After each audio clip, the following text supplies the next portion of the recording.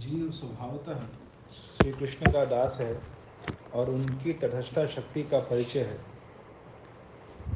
ऐसा विचार करने से ये सिद्धांत होता है कि जीव का भगवत तत्व से युगपथ भेद और अभेद है, इसलिए वे भेदा भेद प्रकाश है। जहाँ भी किसी लाइन में आपको समझ में दिक्कत हो तो पूछो। ये तो महाराज नहीं समझ हैं? ये तो नहीं समझ आ रहा मुझे। गुड। इसमें ही बताएगा कि कल के भी डिस्कशन में ये हुआ था कि जीव भगवान के अंश है, लेकिन अंश होने पर भी उसमें अभेद भी है और भेद भी है, दोनों तत्व से। कल ये समझा रहे थे, अभेद है क्योंकि दोनों चिन्मय तत्व है, दोनों चेतन तत्व है, और भेद है परिमाणु क्वांटिटी। तो इसलिए भगवत तत्व विचार में कि कोई तत्व विचार में ये सिद्धांत को हमेशा समझ लेना चाहिए। भेदा भेद, प्रकाश भेद भी है अभेद भी है। यही केवल एक ही दर्शन जो हमारे चैतन्य महाप्रभु ने दिए हैं।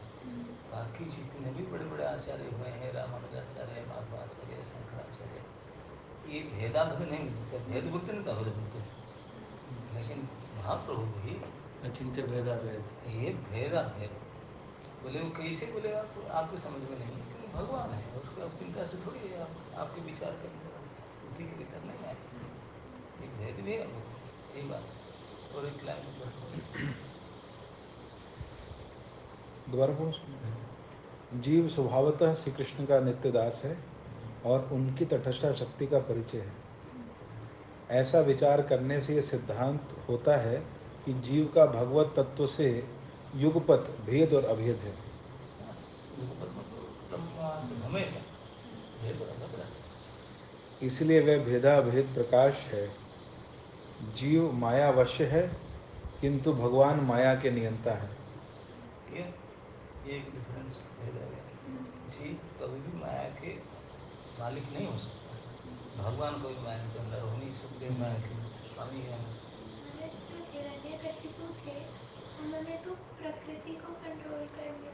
प्रकृति की कंट्रोल करने के लिए कुछ समय के लिए उनको दिया गया था पासवर्ड। ऐसा नहीं कि परमानेंट तो नहीं था। प्रकृति का जो मेन बात था ना, काम क्रोध लोभ, उसी से पूरी तरह से पराजित था। अजितेंद्रिय था, उसमें लिखा गया ना, बाहर से प्रकृति कंट्रोल है, लेकिन अजितेंद्रिय था। लेकिन प्रकृति तो असली यही है जो अपने अंदर बैठे हैं, बाहर से करेंगे तो है ना। काम क्रोध लोभ एतत् त्रयं त्यजेत्, ये तीन है मेन, और वो रजोगुण से बनता है, उसको कैसे जिताना। लेकिन प्रकृति के जितने प्रश्न करने का मतलब यही था कि ब्रह्मा जी से लोकपाल का शक्ति ले लिया। लोकपाल की शक्ति, लोकपाल जो होते हैं जैसे बड़े बड़े उनको पौष्टिक लोगों को पालन करते हैं, तो उनके अंदर वायु कैसे किधर होगा, किधर कितनी बारिश होगा, और ये कहाँ समुद्र का स्थिति रहेगा, कहाँ पर्वत का स्थिति रहेगा, ये सब जो लोकपालों का दायित्व है ब्रह्मा जी ने, ये उनसे छीन लिया, वो अपने हिसाब से करना था। लेकिन असली प्रकृति रजोस्तम सतह, उसमें कहाँ हो जाए तो भोग वासना प्रबल था, तो पेट में गिरा देता था।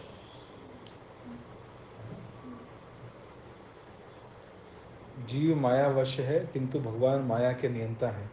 इस स्थल पर जीव और भगवान में नित्य भेद है।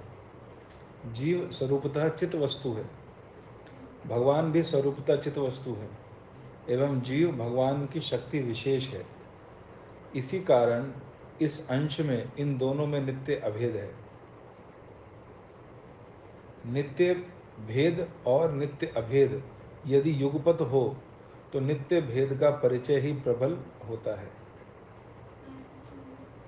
उस बताते हैं कि अगर हमेशा नित्य भेद भी है नित्य अभेद भी है, बोले नियम से नित्य भेद को ही बलवान माना जाएगा, समान नहीं माना जाएगा, है ना। कृष्ण की दासता सेवा वृत्ति ही जीव का नित्य धर्म है।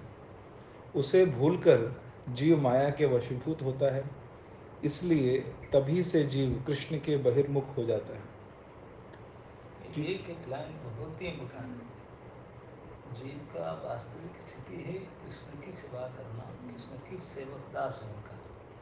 लेकिन भगवान की माया शक्ति के वशीभूत में आकर के, वश में आकर के वो अपने को भोक्ता समझते भोग करना चाहता है कृष्ण से अलग होकर के। इसी के कारण ये संसारित रूप माना पड़ता है। दोस्तों यही कारण है। हम लोग सब जो संसारित रूप है उसका मुख्य क्राइम जो है, दोष यही दोष है। उसे भूलकर जीव माया के वशीभूत होता है, इसीलिए तभी से जीव कृष्ण से बहिर्मुख हो जाता है। क्योंकि माइक जगत में आने के बहिर्मुख और अंतर्मुख ये शब्द समझ में आता है ना। बहिर्मुख अंतर्मुख, मुख तो समझता है बाहर की ओर मुख करना बहिर्मुख, अंधेर को और मुख करना अंतर्मुख। जब हम भगवान की ओर देखते हैं तो हम अंतर्मुखी होते हैं। भगवान अंतर्यामी है तो अंतर्मुखी कहते हैं। जब हम भगवान भूल करके दुनिया को देखते हैं, रूप गुण सुंदरता टेस्ट क्या रूप रश्मि, तो ये सब बहिर्मुखी है ना। क्लियर। सेम चीज देखते देखते हम अंतर से, अगर मैं जानवी को देख रही हूँ तो मैं उसके अंदर अगर आत्मा देख रही हूँ तो है ना अंतर्मुखी। अब कृष्ण से संबंधित देखोगे इसको तो अंतर्मुखी है। कृष्ण से हटकर अलग देखोगे जानवी को तो बहिर्मुखी।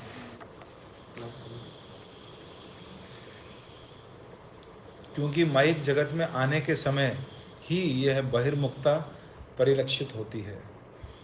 अतः माइक जगत के काल के भीतर ये बहुत बड़े प्रश्न होता ना कि जीव कैसे आया इधर, कैसे आया। अब ये बात क्लियर होती है कि इस माया जगत में जब आने के समय में क्यों आया, बहिर्मुखता के कारण।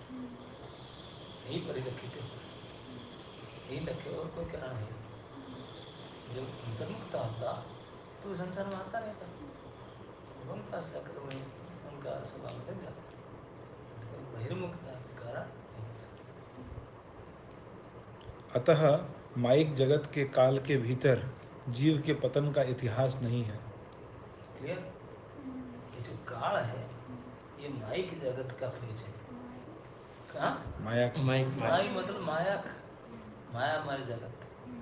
जहाँ माया का प्रभाव है उसको माया का प्रभाव माया जगत कहते हैं। ये जो तीन लोक है, स्वर्ग मर्त्य और पाताल, इसमें माया का ही रूलिंग चलता है, इसलिए माया माया जगत है। लेकिन भगवत धाम से तो माया नहीं है कि काल भी नहीं है। काल समझता ना, time, there is no time, न तत्र समय न काल, काल नहीं। तो ये जो समय और ये जो माया भाव, ये इसी माइक जगत के प्रभाव है। इस माइक जगत में आ जाता है बहिर्मुख होकर के। तो ब्रह्मलोक भी माया के यस, फिर ब्रह्मा जी तो आचार्य हैं। आचार्य है सिखाने के लिए ब्रह्मा जी, इस जगत के माइक जगत के आचार्य इसको बनाते वो माया के अधीन हैं। वो भी हैं, है। केवल भगवान कृष्ण को छोड़ करके बाकी कोई नहीं, एकमात्र माया को स्वामी वही है। पर गुरु जो होते हैं वो भी तो माया। सभी बाबा वो कृष्ण के कनेक्टेड है इसलिए बच जाते हैं। जो कृष्ण से कनेक्टेड होगा कृष्ण का गुण सुनाएगा। तो ब्रह्मा जी कृष्ण से कनेक्टेड। सभी गारंटी नहीं कि सब ब्रह्मा कृष्ण से कनेक्टेड है।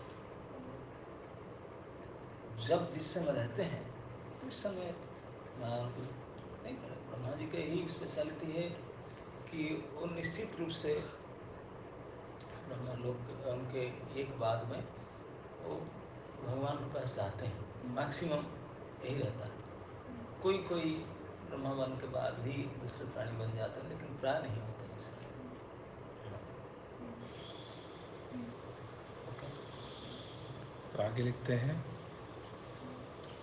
अतः माइक जगत के काल के भीतर जीव के पतन का इतिहास नहीं है। इसलिए इतिहास नहीं है कि जीव कब पड़ा कैसे आया,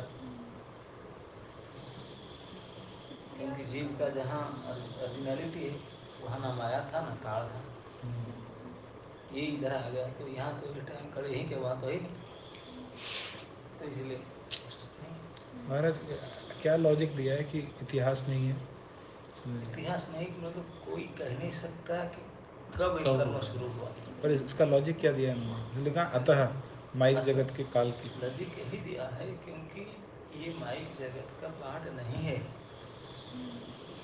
माइक जगत में आया लेकिन नहीं था शक्ति का, भगवत तटस्थ शक्ति का।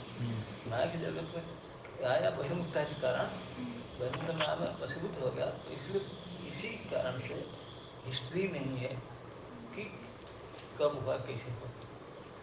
अच्छा, वो जो भी आया था वहाँ से आया था, इसलिए इसके अंदर वहीं से आया और बहिर्मुख होकर के आया, अंतर्मुख तो भूल गया, इसलिए उसका इतिहास नहीं। क्योंकि माया और समय वहाँ नहीं था, यही है। तो जो समय और माया की यहाँ है, अच्छा वो तो बुखार हो गया तभी देखते हैं, लेकिन जहाँ से शुरू हुआ वहाँ तो था ही नहीं, ना टाइम था ना माया था, तो कैसे पता चलेगा? जैसे आप बता रहे थे कि तट है इसलिए वो भगवान को ना चुन के वो इंद्रदूत को नहीं, चुना। वो तो गुण है उभयवादी, लेकिन उसका इतिहास नहीं हो सकता। इतिहास होने के लिए पूछने कब आया, अरे काल कब नहीं। तो यही पूछोगे, यहाँ तो कब का प्रश्न ही नहीं हाँ हाँ, ये लॉजिक है हमारे पास। है ना? वहाँ काल नहीं है, माया भी नहीं, तो कैसे पूछोगे? तो इसलिए इतिहास नहीं है। तो अतः माइक जगत के काल के भीतर जीव के पतन का इतिहास नहीं है। अब लेकिन क्लियर हुआ। लेकिन महाराज जब आया तब से तो काउंट हो सकता है ना? कैसे पता चला कब से आया? सब बहिर्मुख हुआ तभी से। और तो कब हुआ तो उसका तो कब जहाँ से हुआ वहाँ टाइम है नहीं ना, वहाँ का डेट नहीं पता। कब कैसे आएगा? ये आप लोग नहीं समझ पाते, ये समझ नहीं करते, क्योंकि आप जानते हैं ना कि समय या नहीं करके, हाँ वहाँ समय है केवल वर्तमान, वर्तमान yes। केवल वर्तमान। ये जो अतीत और भविष्य इस माइक जगत में होता है, वहाँ अतीत भविष्य होता ही नहीं। तो महाराज भी दो प्लेस हो गया ना, एक वहाँ और एक यहाँ, तो वहाँ का तो हम ये नहीं कर टाइम सकते। एंड स्पेस, ये स्पेस है और एक टाइम होता है। टाइम के अनुसार वहाँ नित्य वर्तमान शब्द चलता है।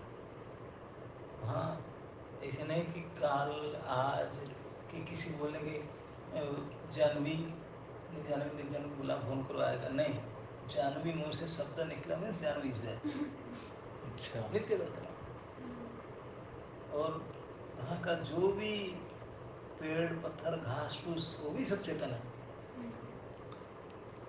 ये हम लोग समझ नहीं पाएंगे, और इसीलिए इतिहास नहीं होगा, क्योंकि यहाँ टाइम ही नहीं है।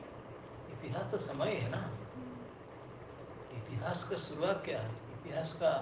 इतिहास का जो जीन क्या है? टाइम है, और इवेंट है माया, तो दोनों इधर है ही नहीं, तो कैसे हो सकता है? ओके, इसलिए अनादिर बहिर्मुख। इसलिए कभी कभी हम कहते हैं ज़्यादा, बोले अगर सचमुच समझना चाहते हैं, प्रभुपाद भी कहते हैं, जैसे कोई पानी में गिर गया,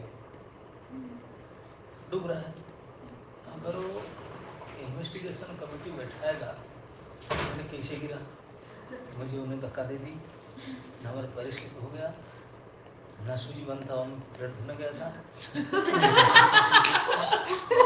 क्या हुआ था,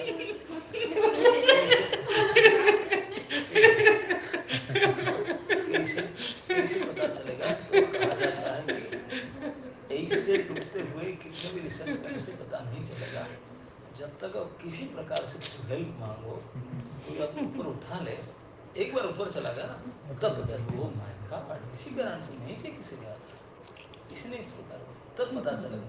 जब तक नहीं तो किसे पता चलेगा? मरोगे सारा लोग। तो इसलिए हम जो इन्वेस्टिगेशन करते हैं, एंड होता है मरना है, कुछ रिजल्ट नहीं। अगर हम प्रार्थना करेंगे कि मुझे एक बार उठा लो, एक बार यहाँ जाने से पता चलेगा, और यहाँ हम नहीं थे, कैसे पता नहीं होता। इसीलिए अनादिर बहिर्मुख शब्द का व्यवहार किया है। अनादिर बहिर्मुख, अनादि मतलब उसका आदि ही नहीं। बहिर्मुखता कब हुआ कोई कह नहीं सकता, क्योंकि टाइम है ही नहीं। अनादि, मैं हमेशा कहता हूँ, आप सुने भी होंगे, स्पिरिचुअल चीज़ को समझने के लिए 4 टर्म को अच्छे से समझना होगा। एक अनादि, एक नित्य, और क्या है शाश्वत। ना, अनंत। अनादि, अनंत और नित्य। ये इनको समझना होगा, कभी बार बोला होगा उसमें, ये इनको अगर क्लियर नहीं होगा बहुत जगह में अटकेंगे, है ना। ये इनको अच्छे समझना चाहिए, तब स्पिरिचुअल टर्म क्लियर होते हैं, क्योंकि बार बार आध्यात्मिक भाषा में यही तीनों चीज़ यूज हो जाती है। महाराज इसमें ये भी लिखा है, क्योंकि माइक जगत में आने के समय ही यह जीव बहिर्मुखता परिलक्षित होती है। मतलब बहिर्मुख तो पहले से ही था, ना पर लक्षित यहाँ हुआ। ना ना ना, आते समय में बहिर्मुख नहीं हो तो आ नहीं सकता तो बहिर्मुख पहले से था ना। ना, बहिर्मुख था नहीं, वो तो तटस्थ शक्ति में था। वो बात उनका जो कहता था यहाँ भी आ सकता है वहाँ भी जा सकता है, लेकिन वहाँ चुना जा इसको। करके उसको चूज किया, जैसे चूज किया इमीडिएट, इसी कोई नहीं कि बुकिंग करके 2-4 दिन के बाद आया, नो नो, उसी क्षण। इसीलिए बोलते हैं कि समय नहीं है, क्योंकि जैसे उसके और नज़र पड़ा, इस बहिर्मुखता मतलब दस नज़र पड़ा, दृष्टि पड़ा, दृष्टि भगवान को हट करके माया के ऊपर पड़ा, मैं कुछ नहीं। महाराज इसमें तो ये लिखा हुआ है, क्योंकि माइक जगत में आने के समय ही यह बहिर्मुखता लक्षित होता है, परिलक्षित होता है। हुआ कि नहीं। वो बता रहे कि वहाँ टाइम नहीं देता, जैसे जी माइक जगत के दृष्टि करता है, इसी करते बहिर्दृष्टि, भगवान से अलग दृष्टि होना तो बहिर्दृष्टि। ये माया जगत बाहर की है, भगवान की जगत अंदर का है, तो वो अंदर का जाने वाला था, मन में आया थोड़ा मजा, थोड़ा यहाँ देखते हैं, ये बड़ा अच्छा लगता है। अच्छा। जैसे विचार आया, देखने के लिए मन किया, देखा, दृष्टि बहिर हो गया कि नहीं, हाँ, वो परिलक्षित हुआ। तुरंत आया। तो ऐसा नहीं कि दृष्टि बहिर्मुख हुआ फिर रिजर्वेशन टिकट करेगा फिर आएगा, नहीं नहीं, अच्छा। उसी क्षण, क्योंकि माया में काल है, माया है, और यहाँ ना माया ना काल नहीं है ऊपर बात, और बीच में से जब तुरंत इधर का आया, नीचे की ओर आया, तो इसी नीचे की ओर आया मीन्स बहिर्मुखता ही परिलक्षित होता है, ये लक्षण है, बहिर्मुख हुआ तभी आया, नहीं तो आ नहीं सकता। पहले बीच में थे महाराज। बीच में था, तट होता है बीच ना, तो कहाँ पे मतलब बीच एक ऐसी शक्ति होता है भगवान का, ये अंतरंगा बहिरंगा और बीच, कोई लोक था? हाँ, लो स्पेस होता है, स्पेस। भगवान के लोग तो इच्छा मात्र में अनंत लोग सृष्टि कर देंगे, फिर मिटा देंगे, जैसे पानी में बुलस होता है। भगवान के लोग क्या है, भगवान के लिए स्पेस एंड टाइम में दो ही चीज होता है, स्पेस टाइम समझता, स्थान और काल। और स्थान भगवान के लिए जरूरत नहीं कि ये फर्श होगा, बिल्डिंग होगा, टॉप फ्लोर में बैठेंगे, ऐसा नहीं है, तो कहीं बैठ सकते हैं। उनके लिए कोई स्थान की फाउंडेशन का जरूरत नहीं है, उनके लिए स्पेस। तो ये एक भगवान की जो शक्ति है, उनका एक शक्ति है कि जो निज शक्ति नहीं है, अपना अंदर का शक्ति नहीं है, बाहर की शक्ति भी नहीं है, लेकिन बीच वाला शक्ति है, उसी को कहते हैं तट शक्ति। और हम जितने भी जीवात्मा है उसी के अंतर्गत है, जीव शक्ति के अंतर्गत है, जीव शक्ति तटस्थ शक्ति का महाराज ब्रह्मा जी से सभी, कोई इससे बच नहीं सकता, केवल जो कृष्ण के स्वांश है वही अंतरंगा है, और मैटर तो सब बहिरंगा है, बाकी जितने हैं सब तटस्थ है। तटस्था से मैं कल बताता ना, तटस्थ से आगे बढ़ेंगे तो क्लियर होगा। तटस्था से साधन जो समझ गया, गलती महसूस हो गया, तो फिर उन्होंने रिपेंट करेगा, रिग्रेट करेगा, भगवान के भजन करेगा, सेवा करेगा, धीरे धीरे धीरे धीरे फिर अंतर्मुख होना शुरू करेगा, अंतर्मुखी होना शुरू करेगा, बहिर् जगत में भी बहिर्दृष्टि ना करके अंतर्दृष्टि करेगा। ऐसा करने से फिर आपने फिर वहाँ जाएंगे, फिर माइक जगत से बच जाएंगे। जो षड गोस्वामी सारे आचार्य हैं वो भी जीव जीव या जीव अंतर है? सारे बोला ना, कृष्ण को छोड़कर बाकी सारे जीव जो कृष्ण के स्वांश नहीं, बाकी सारे भिन्नांश है। रूप गोस्वामी भी सांच? सब भिन्नांश है, लेकिन वो इसी स्थिति में है ना। मतलब विभिन्न अंश होके भी वो भगवान के शक्ति के विनाश द्वारा। होकर के जा सकते हैं, ऊपर में जाकर नित्य सेवा में लग सकते हैं। क्योंकि भगवान के स्वांश से कभी फिर यहाँ नहीं आते। स्वांश के जो मुक्त जीव ही नहीं आते। स्वांश की बात क्या है? जो मुक्त जीव है वो कभी बद्ध नहीं होते, नेवर एवर। उनका कोई एक्सपीरियंस नहीं है कि कंडीशन क्या होता है। बहिर्मुखता और माया में प्रवेश करने के काल से ही जीव का नित्य धर्म विकृत हुआ है। नित्य धर्म क्या है? भगवान का रास्ता वो विकार हो गया। कब से? बहिर्मुख। जब से दृष्टि बाहर की ओर हुआ, माया में फंसे तब से। जी, जो नित्य, अनादि और अनंत का उदाहरण थे, उसका एग्जाम्पल आपने नित्य का तो कृष्णा बताया हुआ है, लेकिन अनादि और अनंत का क्या एग्जाम्पल वो? मेरे साथ पहले कई बार आपको होम टास्क दिया। कर्म अनंत होते हैं। कर्म अनादि है, अनादि। लेकिन अनंत नहीं है, अंत है, शांत है। एक ध्यान से सुन लो, कर्म अनादि है लेकिन अंत हो सकता है। अनादि शब्द का अर्थ ही पहले समझ लो। अनादि शब्द का अर्थ है जिसका शुरुआत है ही नहीं, और अनंत शब्द का अर्थ है जिसका एंड ही नहीं है। नहीं नहीं जिसका एंड नहीं है, एंड हो ही नहीं सकता, हाँ। वो है अनंत। अनंत। जिसका शुरू हो नहीं सकता वह अनादि। तो अभी कोई चीज नित्य। शुरू हो सकता है, लेकिन शुरू एक बार शुरू हुआ तो एंड नहीं हो सकता। कोई चीज शुरू ही नहीं हुआ तो एंड कैसे होगा? कोई शुरू हुआ मतलब आदि हुआ, पर अनादि नहीं हो सकता। क्लियर? जिसका शुरुआत है वो अनादि नहीं हो सकता। लेकिन ऐसे भी हो सकता है, शुरू हुआ आज, लेकिन एक बार शुरू हुआ मीन्स एंड नहीं हो सकता, एंडलेस, वो अनंत हो गया। तो ये है अनादि और अनंत का अर्थ। अनादि मतलब जिनका शुरुआत है ही नहीं, अनंत मतलब जिसका एंड नहीं है। तो उसका उदाहरण है कर्म।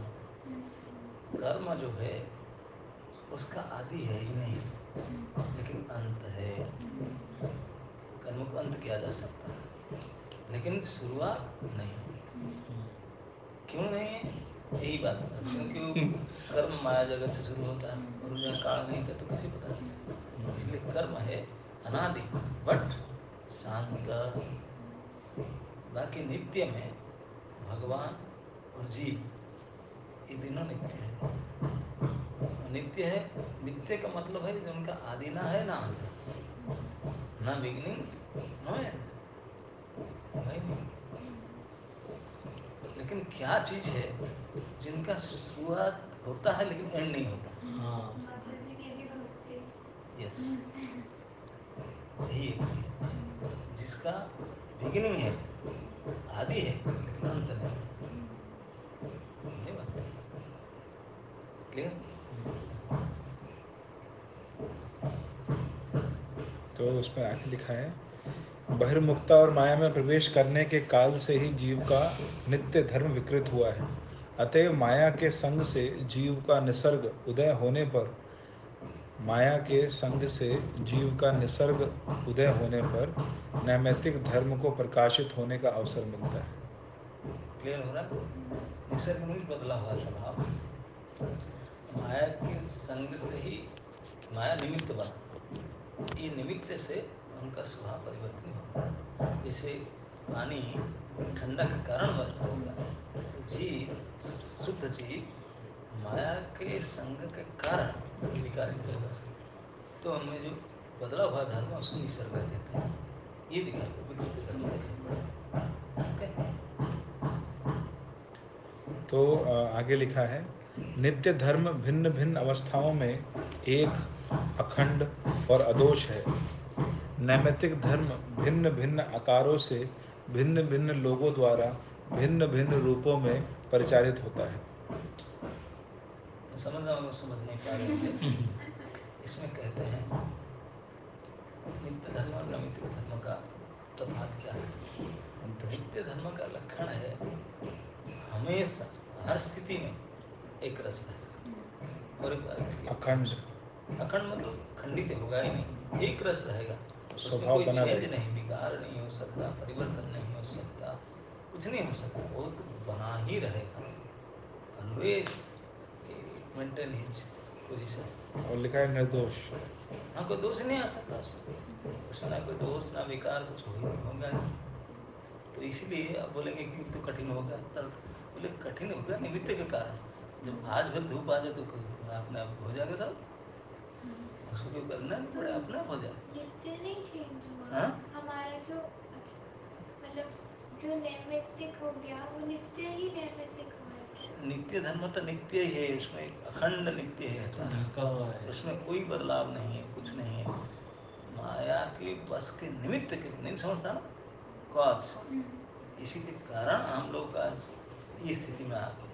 लेकिन जब इस स्थिति की सुधार दोगे, जब इस निमित्त हट जाएगा, फिर नित्य प्रकाशित होगा, क्योंकि वो कभी विकारित हुआ ही नहीं, अखंड स्थिति उसका। और इसीलिए ये सेंटेंस बोलते हैं कि जो नित्य धर्म है वो तो अखंड, निर्दोष, निर्विकारी, वो हमेशा रहता है। उसको ज़्यादा लोग प्रचारित नहीं कर पाते, नित्य धर्म जानते नहीं। दुनिया में जो धर्म के बारे में प्रचारित होता है वो नैमित्तिक धर्म को ही धर्म मानते हैं, भिन्न भिन्न रूप में, भिन्न भिन्न भाषा में, भिन्न भिन्न मतवाद में, भिन्नता में, नाना प्रकार से कार्य करते हैं, लेकिन वो है ही नहीं धर्म, क्योंकि नैमित्तिक है, किस निमित्त के कारण है, वो दोषयुक्त है और वो परिवर्तनशील है, टेम्पररी है।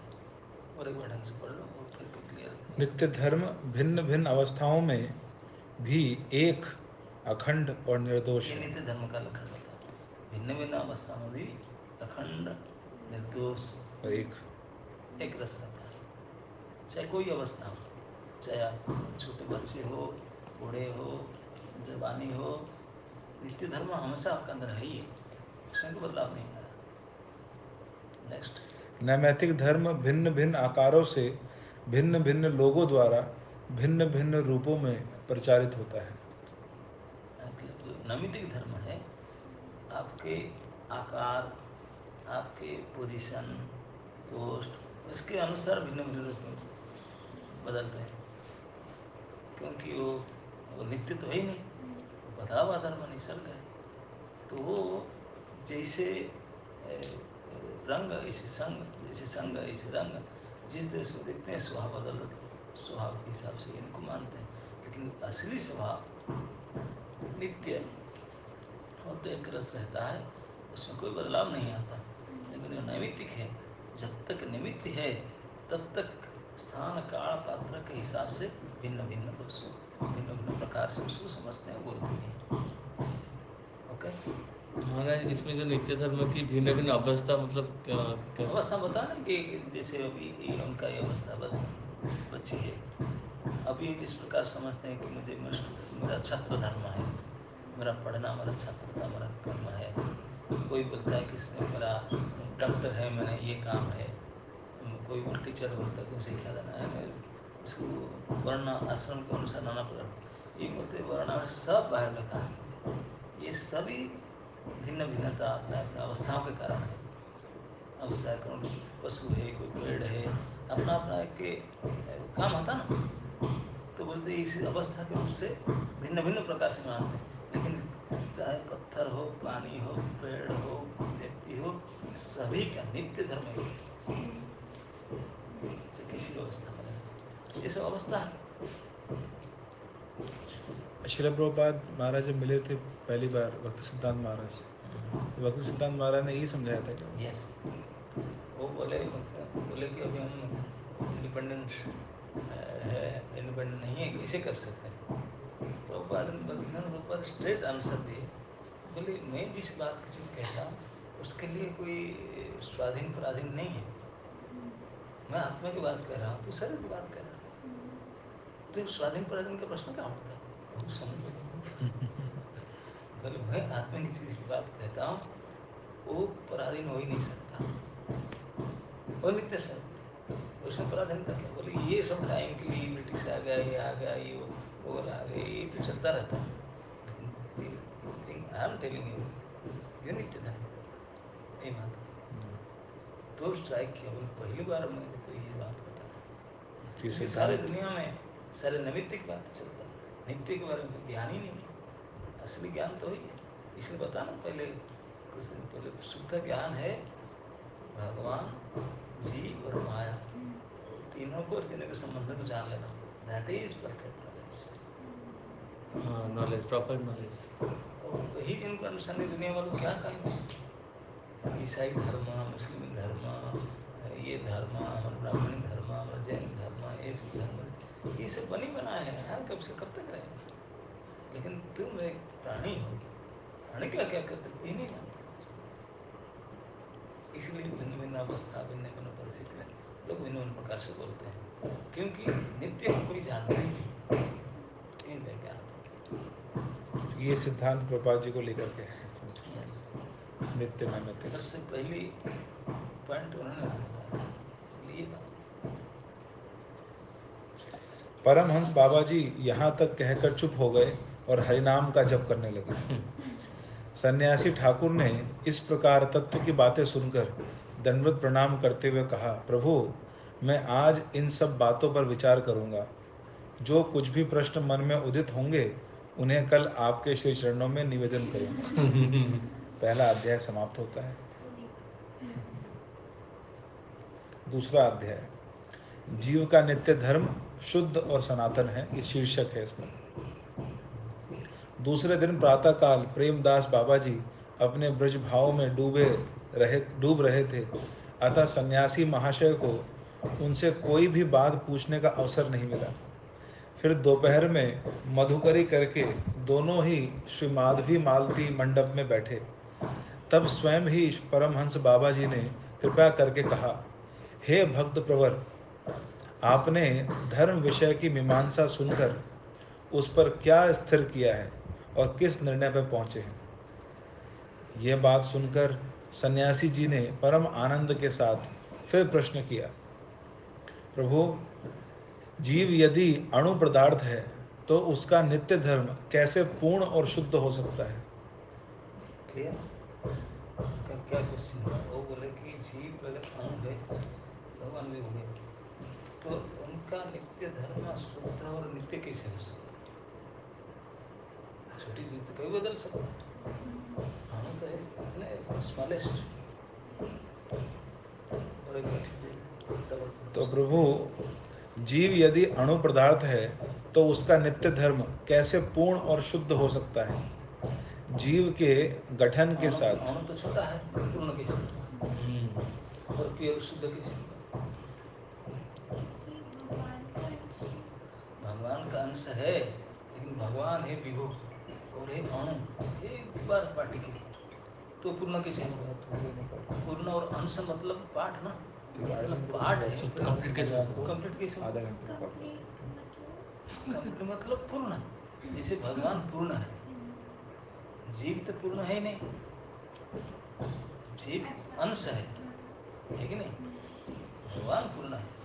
तो ये प्रश्न किया उन्होंने, वेरी इंटेलिजेंट क्वेश्चन, कि जब जीव अणु है करके आप समझा, जीव का नित्य जो स्थिति है और आइडेंटिटी है, इट इज ए फ्रैगमेंटल पार्ट, अणु स्थिति है, और अणु का जो नित्य धर्म वो पूर्ण कैसे होगा और शुद्ध कैसे होगा।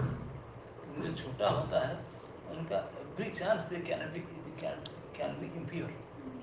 छोटा को कोई मिला सकता है, धूल में आएगा, धूल में फंस जाएगा, गीला हो जाएगा, सूख जाएगा, कुछ भी कोई कलर में डाल दे ऐसा हो जाएगा, और छोटा तो छोटा ही रहेगा, कोई पूर्ण तो हो ही नहीं सकता।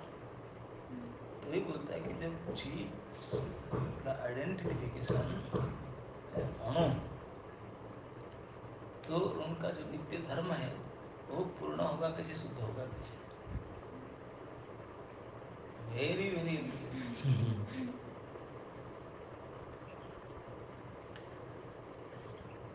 तो यदि जीव यदि अणु पदार्थ है तो उसका नित्य धर्म कैसे पूर्ण और शुद्ध हो सकता है। जीव के गठन के साथ यदि उसके धर्म का भी गठन होता है तो धर्म सनातन कैसे हो सकता है। दो प्रश्न। एक सेकंड प्रश्न है, बोलता है कि जीव के गठन means there is a time, बना मैं सृष्टि हुआ मतलब पहले नहीं था। ये पूछा कि जब जीव के गठन के साथ उनका स्वभाव बनता है तो नित्य कैसे हो सकता है? एक बुझा नित्य कैसे हो सकता है? जब बना शुरुआत हुआ, if there is some beginning, तो नित्य कैसे हो सकता है? नित्य मतलब there should not be any beginning. पूर्ण और शुद्ध हो सकता, कैसे हो सकता है?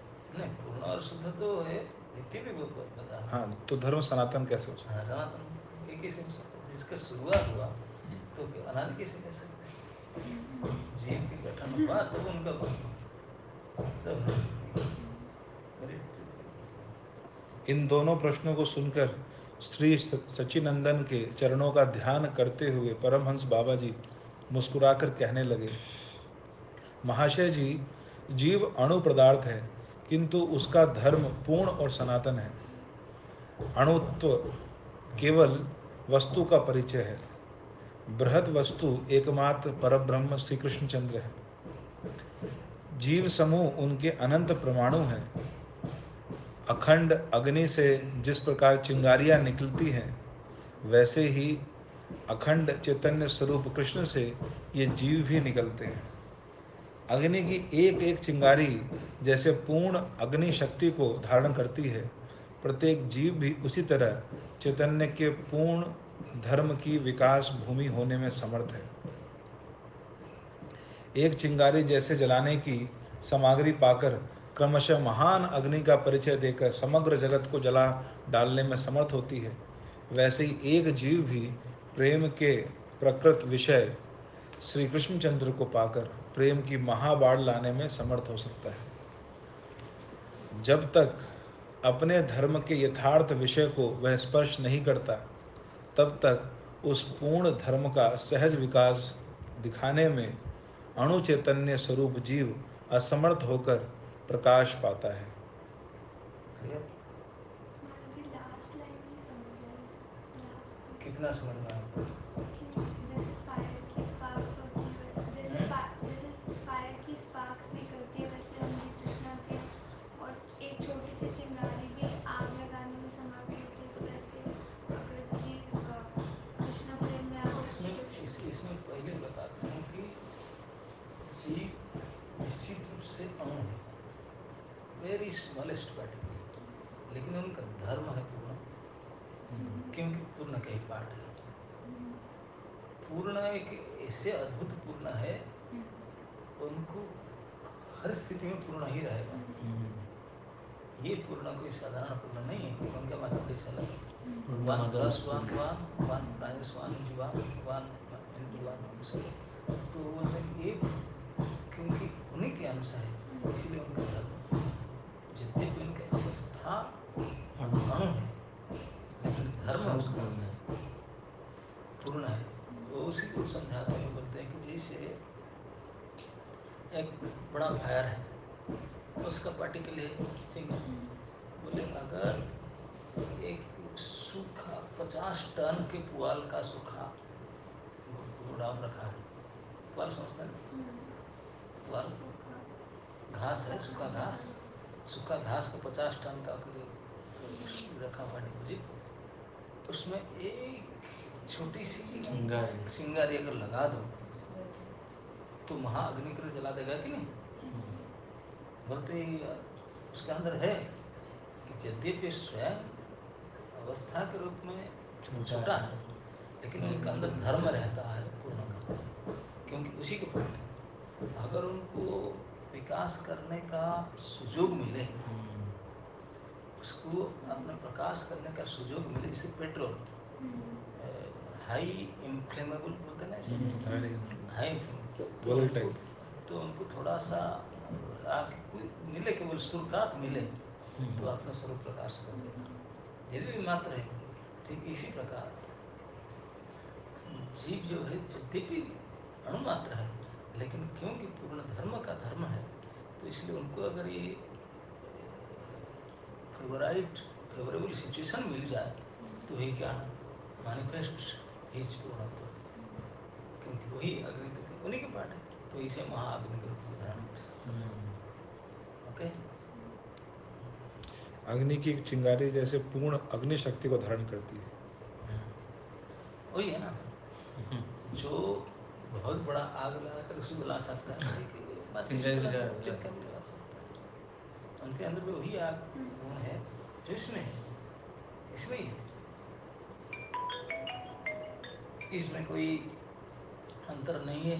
नहीं नहीं नहीं, इतने बड़ा मसाला लगने से जला सकता है, एक दिन कैसे नहीं जलेगा? नहीं, अग्नि का धर्म है जो प्रकट कर देगा। फेवरेबल अगर सूखा हो, सब कुछ हो फेवरेबल, तो जला। अगर फेवरेबल नहीं है तो हो जाएगा।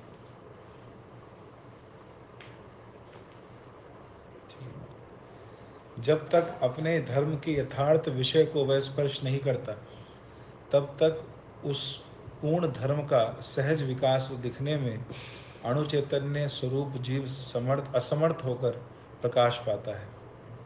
मतलब फेवरेबल कंडीशन ना हो तो नहीं कर सकता। जैसे मैं हमेशा कई स्टोरी में आप सुने होंगे, कई बार बोलता हूँ कि यही 50 टन की डिपोजिट है सूखा घास का, तो हम अगर कहेंगे कि एक माचिस की तिनका इज सफिशिएंट है जून के महीना में उसे जला कर राख करने के लिए, राइट? आप विश्वास करते हैं? मानेंगे? लेकिन अगर उसके जहाँ लगाने वहाँ गिला है तो एक माचिस की तिनका क्या, एक दर्जन माचिस लगा दो, पकड़ गई नहीं। तो फिर ये कैसे हुआ? कोई लोग तो भी सही है, ये भी सही है कि नहीं? तो इसीलिए बोलते हैं कि यद्यपि माचिस की तिनका में वो धर्म है और उनकी प्रॉपर्टी है, क्षमता है उसको जला कर ना कर, लेकिन फेवरेबल सिचुएशन चाहिए उसको। वही उन्हीं का जो नित्य धर्म का उसी का परिवेश चाहिए।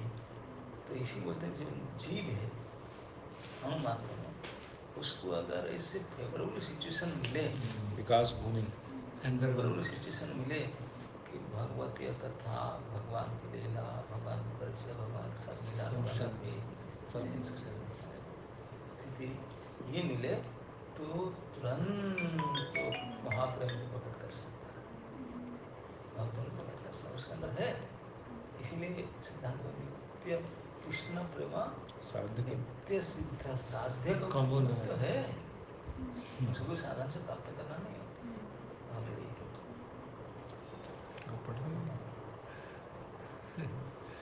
महाराज आगे फिर लिखा है,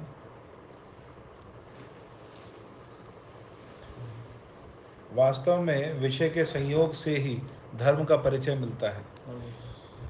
जीव का ये भी बहुत इम्पोर्टेंट, विषय के संयोग से धर्म का परिचय होना। धर्म की परिचय तभी प्राप्त होता है कोई वस्तु का विषय के साथ संयोग होगा तभी। देवकीनंद का 2-3 बार पढ़ो आप, कहाँ से?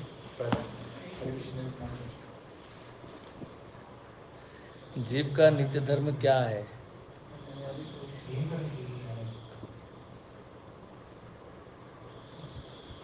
तो इधर बात करो, स्वास्थ्य ठीक है।